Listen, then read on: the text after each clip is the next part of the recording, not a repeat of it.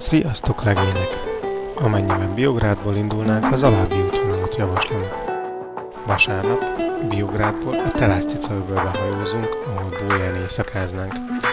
Itt csodálatos kilátás nyílik az Adriára, kb. 50 méter magasból.